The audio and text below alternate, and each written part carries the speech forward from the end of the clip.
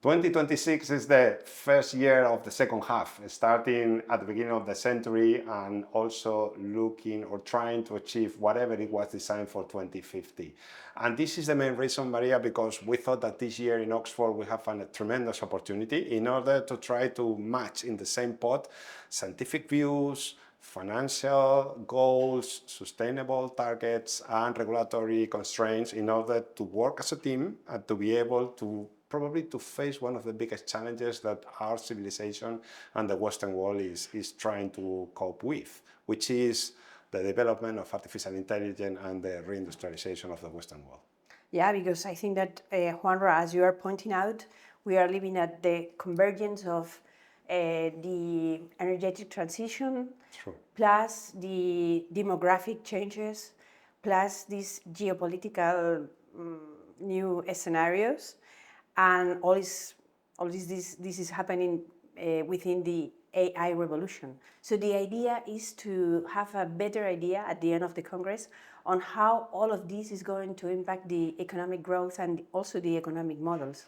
Yeah, fully agree. And to start with a geopolitical discussion, to understand where we are we moving, and then to assume that the population is getting older are probably two factors that are probably the square one in order to start to discuss with scientifics to understand the different point of views from renewables and nuclear, also assuming that the rare earth and the commodities constraints are there and we need to cope with that, and then to start with the financial implementation of all these targets without missing or adding what is going to be the social impact, what is going to be the sustainable angle that we need also to bear in mind in order to end with something that at the end is going to be fruitful for everyone.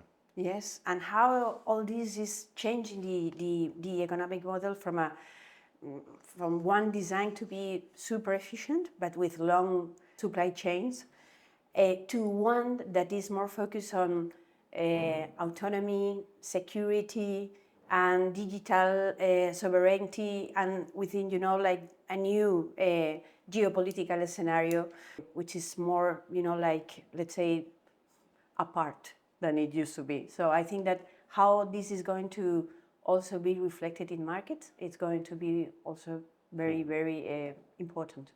For me, it's my fifth Congress, so probably I'm slightly biased.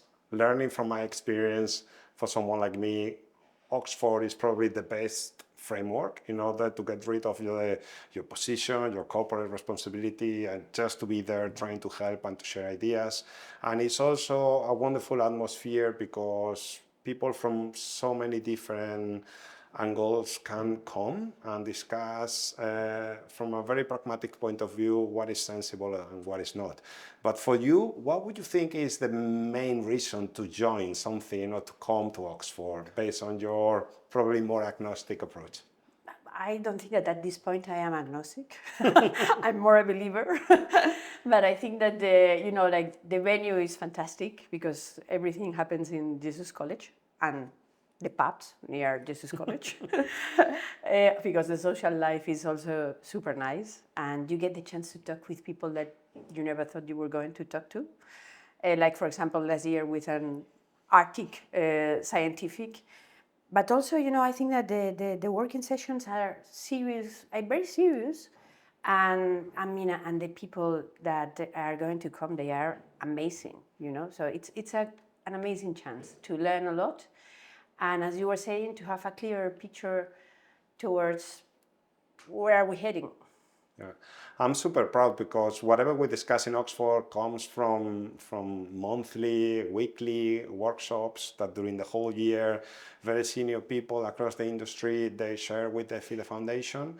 So it's something that it comes because the need or the interest is there. So we don't need to pretend that we need to talk about cyber bonds or cat bonds, or we need to go into anything that is linked with green buildings, isolation, or geopolitics, just because someone on the top level is suggesting, is something that it comes from the bottom up. The people from the industry sharing what do we need to talk about, and the opportunity to link the energy point of view with the geopolitics and the longevity challenges, plus all the different sensitivities from a KPI perspective as an impact sustainable person, also with the PBT responsibility that the end investors are demanding, plus all the innovation and all the challenges that we have in the financial industry to cope with all this environment, is something that I don't know, in 48 hours is probably not enough, but it's amazing when you are in Oxford how profitable is the time, and also you have also extra windows to enjoy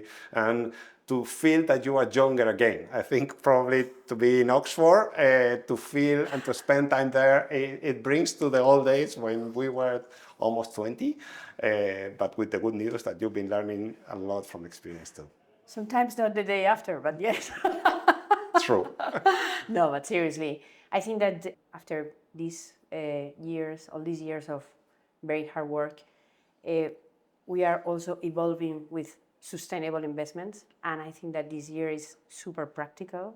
We are going to take a look at a lot of technologies. We are going to take a deep view on all the infrastructures and all the financiation of these infrastructures that are going to be necessary. So I think this is an excellent chance, and I will invite all the viewers to come and to see for themselves, because I think that they're going to enjoy it a lot.